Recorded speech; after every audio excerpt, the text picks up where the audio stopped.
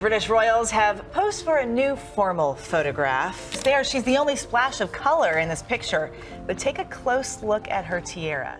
When Queen Camilla demanded that Princess Katherine hand over her royal tiara, Kate Middleton is making her tiara debut as the Princess of Wales. the request stunned everyone, but no one was more furious than Prince William. Stuff to do with family overwhelms me quite a bit. You know, worry or stress around family side of things, that does overwhelm me quite a bit. And what he did next will shock you even more. The afternoon sun spilled golden light across the blue drawing room, where Princess Katherine stood arranging white roses in a crystal vase. The ritual steadied her, something simple, something hers after a week that had demanded every ounce of composure and strength. With William away on a 3-day tour, the palace felt hollow and empty, the silence pressing in on her like another burden to carry. That silence was broken by the click of Queen Camilla's shoes on the marble. Queen Camilla entered, her smile polite and practiced, yet Catherine instantly sensed there was an ulterior motive behind the smile. She had come to recognize the signs, moments wrapped in courtesy but sharpened by intent. "Catherine, darling, I trust you don't mind me dropping in," Camilla began smoothly, before gliding into an antique armchair by the window. "There is something rather important I wish to discuss with you privately." Catherine set the roses in her hands aside, turning to hear what Queen Camilla had to say. "Of course, Queen Camilla. What is it?" "It concerns the upcoming state dinner for the Japanese delegation." Camilla's tone shifted into something firmer, more deliberate. "I have been considering the jewels, and your sapphire tiara would be absolutely perfect. Its deep blue color would harmonize beautifully with my navy gown and send a subtle yet powerful message to our Japanese friends." The words landed heavily. The George VI sapphire tiara was no ordinary ornament. It had been her wedding gift from the late Queen, a piece bound to her with meaning and memory. To part with it, even for a night, felt like parting with a piece of herself. "I had not realized you intended to wear a tiara," Catherine replied, carefully choosing her words. "Perhaps your sapphire necklace and earrings might be more fitting?" Camilla's smile thinned. "As queen, I must create the strongest impression before our guests. A tiara conveys the full majesty of the monarchy. Surely you appreciate the importance of presenting a united family front at such an occasion." Those words cut. United family front. It was no suggestion. It was a command veiled in diplomacy. Catherine hesitated, torn between loyalty to the crown and the personal bond she felt to the sapphires. She remembered the late Queen's words, spoken softly, as if passing a blessing. "These sapphires suit you, my dear. They reflect your beauty and kindness."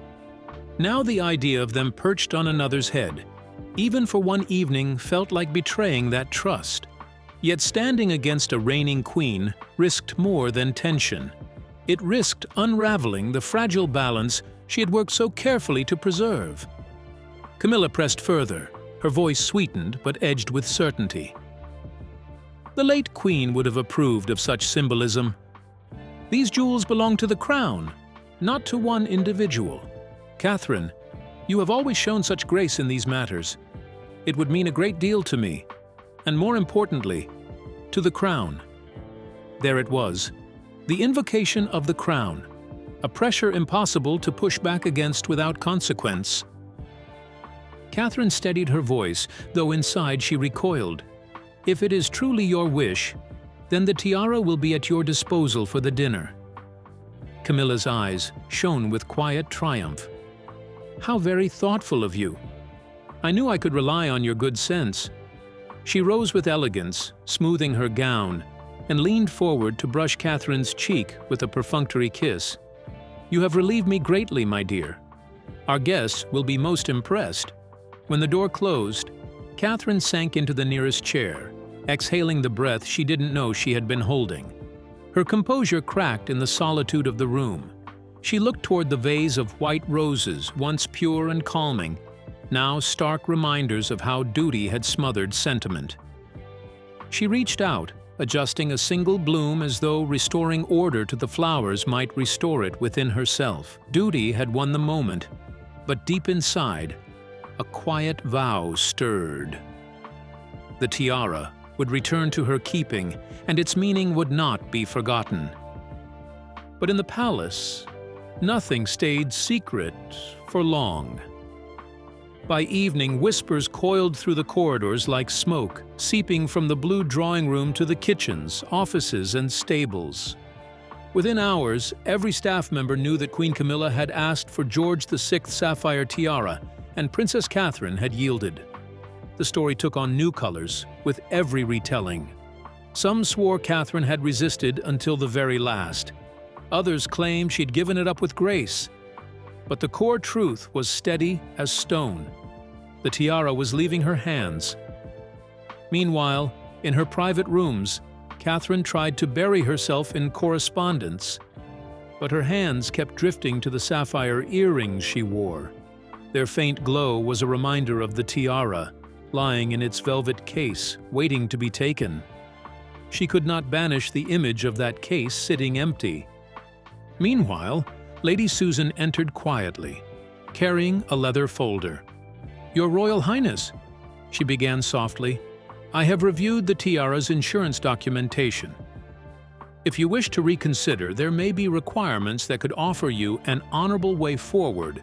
Katherine's head lifted sharply, a flicker of hope passing across her features. "What kind of requirements?"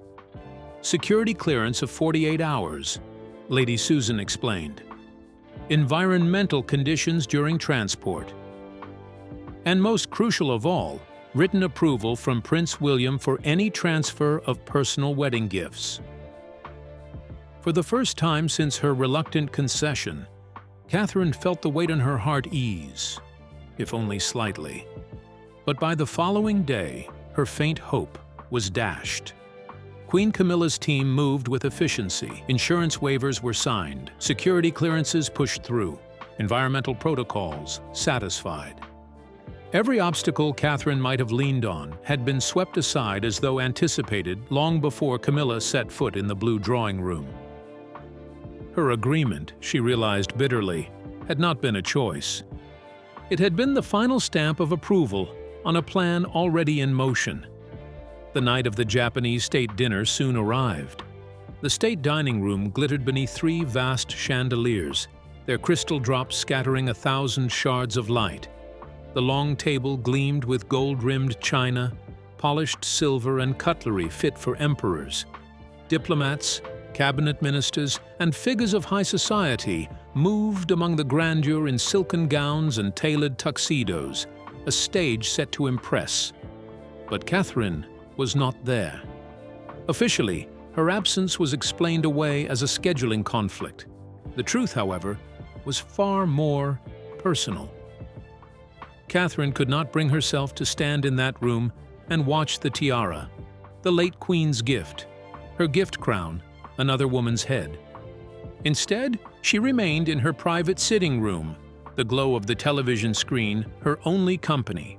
Her pulse quickened as the broadcast rolled on, first the Emperor's arrival, then the formal greetings, and finally the sweeping shots of the reception. She braced herself for the inevitable. And then it came. Queen Camilla stepped into the frame, bathed in light beneath the chandeliers. The sapphire tiara blazed at her brow, its blue stones catching fire with every camera flash. It was breathtaking, everything Camilla had intended it to be. Commentators praised the choice immediately, hailing it as magnificent, the perfect pairing with her navy gown. Katherine leaned forward, her breath caught in her throat. Then she heard it. The commentator, with all the certainty of authority, attributed the tiara to the late Queen Mother. The error struck like a blow. Not only had her wedding gift been claimed visually, but now, before the eyes of the world, its true story was being rewritten. By dawn, Katherine knew every newspaper in Britain, and plenty abroad, would carry the same mistake, repeating the false attribution until it calcified into public memory. Something sacred had been taken from her, not just the tiara itself, but the truth of its meaning. Still, she could not look away. On screen, every angle lingered on the sapphires, catching their fire as Camilla turned, smiled, and charmed dignitaries. Photographers clamored for the best shots, ensuring that by morning Katherine's gift would be immortalized in print as part of Camilla's crown. When the Japanese emperor admired the tiara, Katherine wondered bitterly what tale Camilla was spinning. Surely not the real one. Surely not Elizabeth's gift given in trust. Lady Susan entered softly, setting down a tray of tea. "The cameras adored the sapphires," she said gently. Her words meant as comfort. Katherine only nodded, unable to find her voice. On screen, Camilla lifted her glass for the formal toast. The sapphires caught the light with cruel brilliance. To the world, they symbolized majesty. To Katherine, they burned with memory. Elizabeth's hands resting tenderly upon her head, whispering words of blessing. Yes, the tiara would return, but it would never again feel wholly hers. That night, something had been broken in Katherine, but this would be nothing in comparison to what Prince William would do. Prince William's return from his trip had been slowed by brutal weather. His helicopter was forced to divert to Yorkshire, turning what should have been a stress-free journey into an overnight delay. By the time he finally reached Kensington Palace, exhaustion weighed heavily on him. Yet even through his fatigue, the thought of seeing Katherine after 3 days apart lifted him. He went straight to her study, expecting the warmth of their usual reunion. But instead, he was met with something else. He found her seated at her desk, surrounded by papers and correspondence. To anyone else, she might have looked perfectly composed, but William knew better. After 14 years of marriage, he had learned to read the truth in the small things. The tense grip on her pen, the rigid line of her shoulders, and the faint tightness around her eyes. These were Katherine's tells. The signs she was holding back, emotions too heavy to voice. "Darling, I missed you," he murmured, bending to kiss her forehead before settling into the chair beside her. "How was the Japanese state dinner?" I caught some coverage, though the connection was dreadful. Her pen froze mid-sentence. The silence stretched, a fraction too long. "It went very well, from what I understand," she said carefully. "Very diplomatic, very successful," William frowned. Normally, she recounted such evenings in vivid detail, eager to share her impressions. The neutrality of her reply made his stomach tighten. "You didn't attend? I thought it was in your calendar." "I had other commitments," she answered softly, eyes lowered. Camilla represented the family beautifully. The tiara looked lovely on her. The words hit him like ice water. At first, he struggled to make sense of them. Then the realization landed. His jaw clenched. "She wore your tiara," he said slowly, the steel creeping into his voice. "The sapphire tiara." Katherine's composure cracked. Her eyes shimmered with unshed tears, betraying the storm she had tried so hard to contain. The sight ignited something fierce in William, an anger that shattered the careful diplomacy drilled into him all his life. "She asked to borrow it," Katherine whispered. "She insisted it was appropriate for the delegation.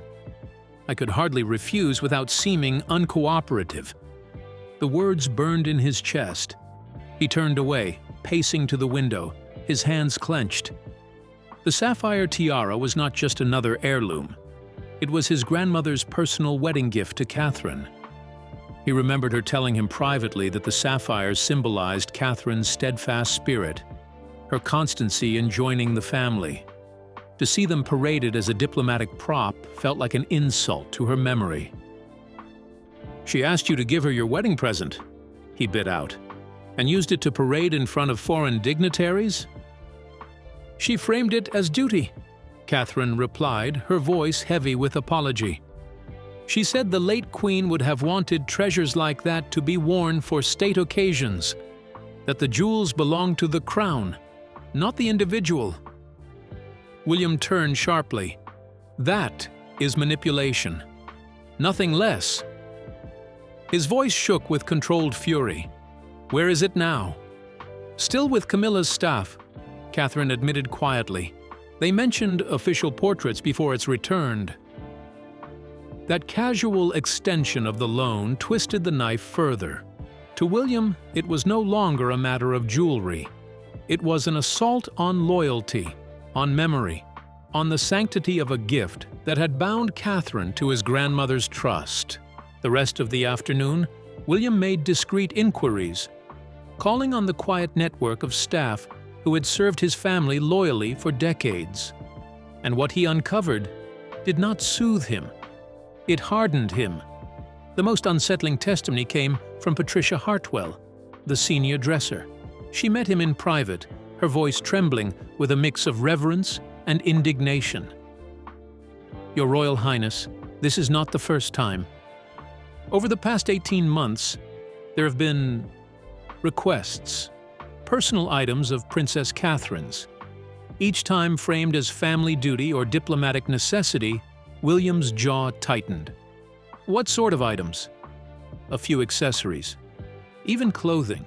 For certain appearances, Mrs. Hartwell hesitated, then added, "Each time, the princess complied.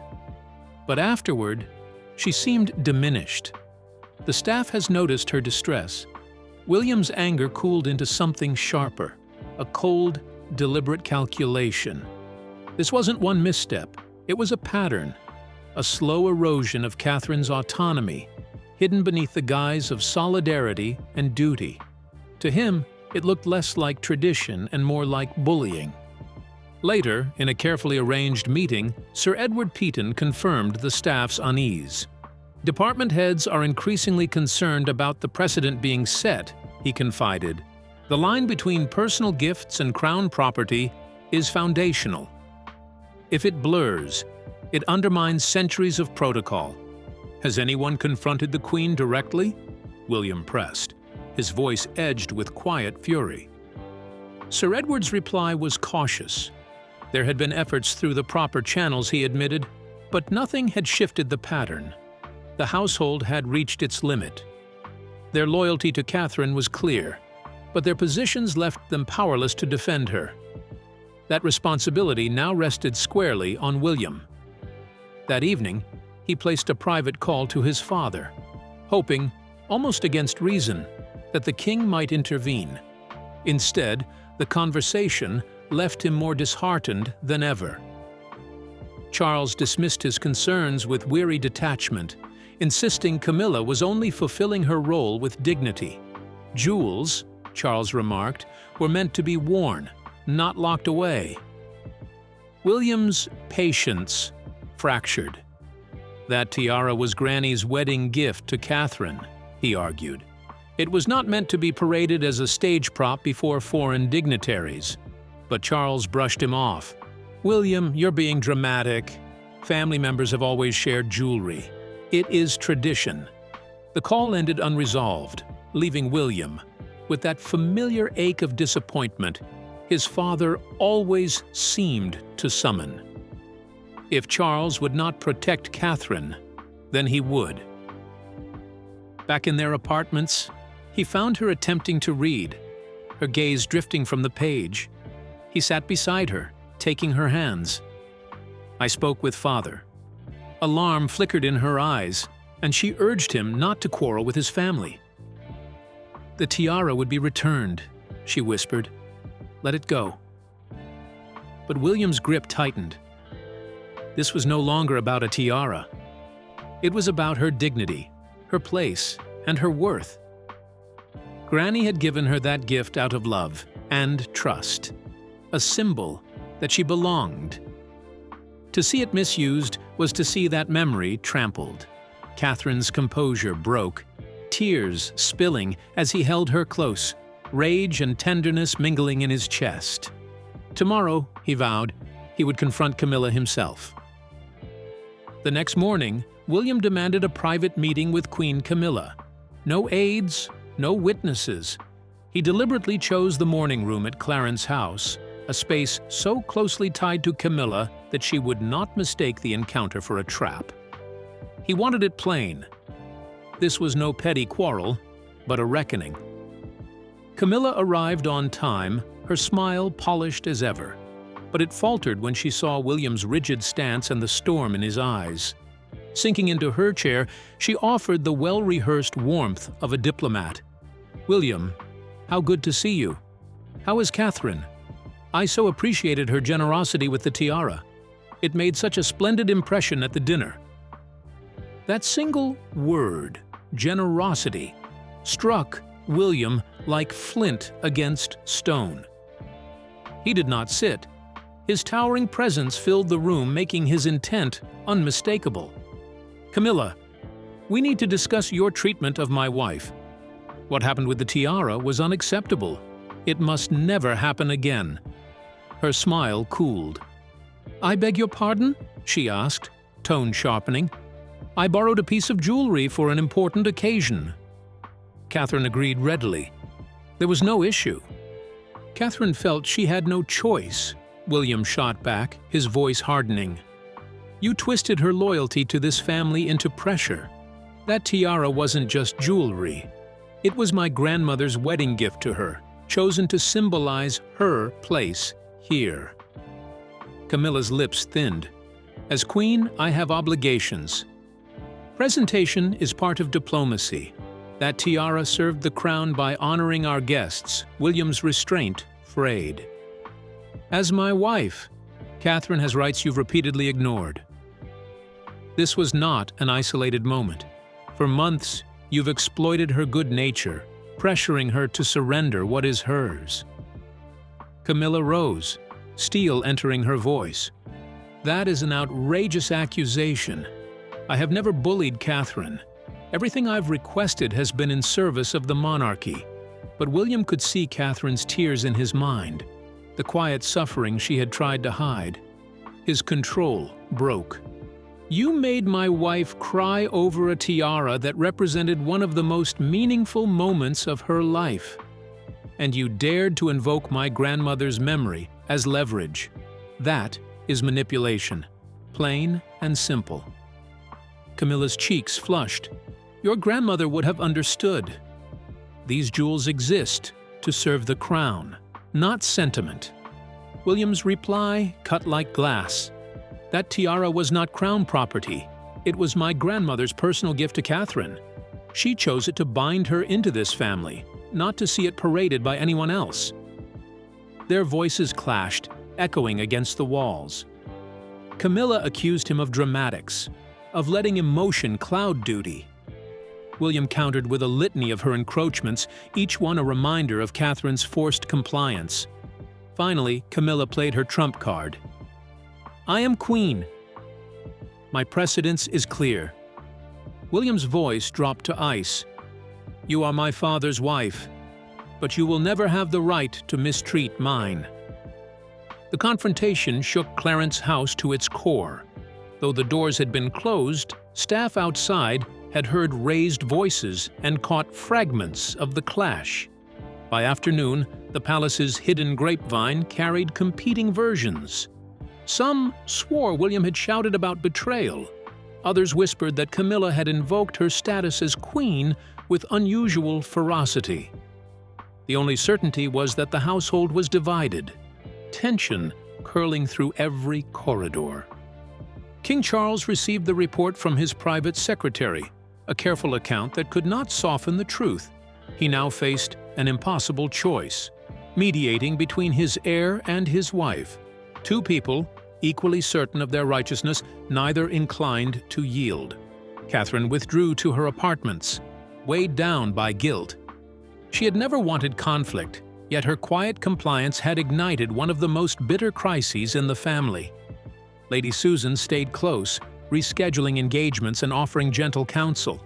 Over tea, Catherine confessed she felt she had divided the family. But Susan's reply was firm. "You are not responsible for other people's choices. William defended you as any devoted husband should." Meanwhile, Camilla gathered her confidants, spinning the confrontation as an overreaction by a spoiled son unwilling to respect her. In her telling, she was the dutiful queen, unfairly maligned for doing her job. Beyond the palace walls, the press began to sense strain. Royal correspondents noticed subtle signs: the sudden absence of joint engagements, the brittle tone of official statements, the strained choreography of appearances. Whispers of discord gained momentum. Princess Anne, pragmatic as ever, attempted to intervene. She urged William privately to tread carefully. Public clashes, she warned, would only strengthen Camilla's position and make him look reckless. But William's answer was clipped. "She bullied my wife into surrendering her wedding gift. Tell me, how should I have responded? With polite small talk?" Anne had no reply. She found equal resistance with Camilla, who dismissed William's fury as nothing but dramatics. Neither side moved an inch. Meanwhile, ever since the event, the tiara remained in Camilla's possession, its return quietly delayed under the excuse of photography and cataloging.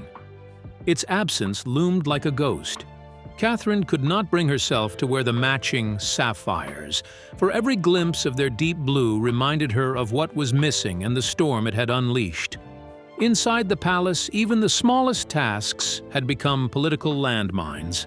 Scheduling receptions, drafting speeches, approving wardrobe choices. Every move threatened to reveal allegiances.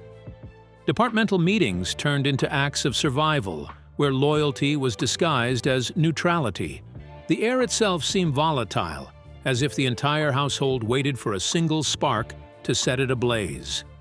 That spark came when King Charles summoned both William and Camilla to Buckingham Palace for what he called a family discussion, but everyone understood the truth. The monarchy itself was about to be tested by the fallout of the tiara dispute. The meeting took place in the Regency Room, its gilded intimacy chosen to soften the gravity of the subject. Charles positioned himself carefully between his son and his wife, his face overwhelmed with fatigue, but steadied by resolve. He knew the crown's dignity depended on resolution, but he also understood the wounds in this quarrel were personal and deep. "We cannot continue with this level of discord," he began, his voice weighted with both fatherly weariness and sovereign command. "The institution we serve is larger than us all. Our disagreements must never undermine the duties we are bound to fulfill." William had come prepared. From his folder he unfolded notes, calm, precise, and damning. He listed each incident of the past 18 months when Camilla had pressed Catherine for personal items under the guise of duty. His tone was measured, stripped of the anger that had marked their private confrontation. "This repeated pattern has created an environment where Catherine feels powerless to protect her belongings," he said. "The tiara incident was only the most visible example of behavior that cannot continue." Camilla's response was immediate, her voice smooth with practiced authority. She invoked her role as queen, the demands of presentation, and the necessity of diplomacy. But before she could build her case, Charles raised a hand, cutting her off. His expression carried none of his usual gentleness. "The sapphire tiara was a personal wedding gift from my mother to Catherine," Charles declared bluntly. "It was never part of the crown collection. Treating it as communal property was inappropriate, regardless of context." The words landed like a thunderclap. For William, it was vindication. For Camilla, humiliation. Her cheeks flushed, but she said nothing as Charles pressed on. "We will now establish a clear rule," he continued.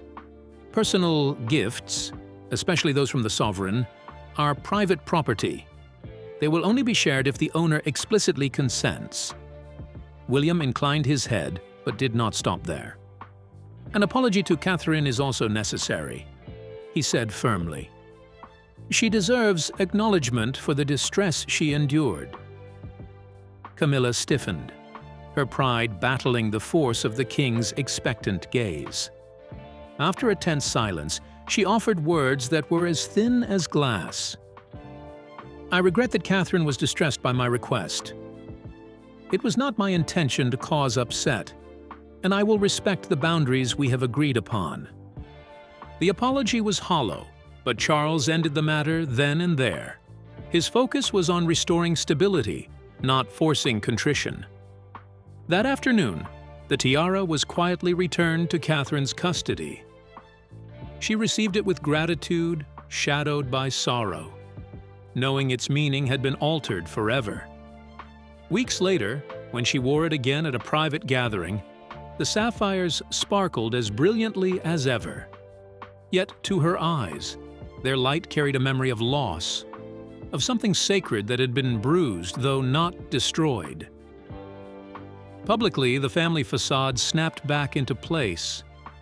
Joint engagements resumed, statements dripped with careful formality, projecting an image of unity. But inside palace walls, nothing was the same. William's fierce defense of his wife had redrawn invisible lines of power. Staff whispered of the change with relief, knowing Catherine was no longer unprotected, her quiet suffering no longer invisible. Among insiders, the Japanese state dinner was remembered as the night that altered everything.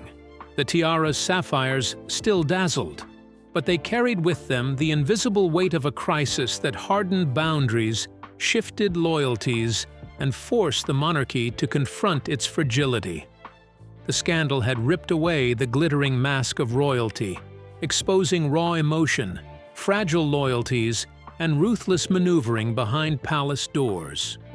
What began as Camilla's bid to dazzle foreign dignitaries spiraled into a reckoning that left no relationship untouched.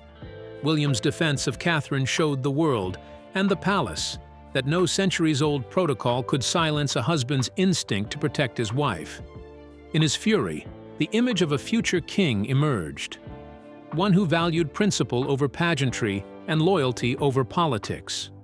For Catherine, the ordeal was a brutal lesson in the peril of marrying into royalty, where even a wedding gift could be weaponized. Yet her quiet dignity, combined with William's unwavering support, transformed her vulnerability into vindication. What are your thoughts on Queen Camilla's actions? Let us know in the comments below. Don't forget to like, share, and subscribe. Also, click the next video shown on your screen. You will enjoy it.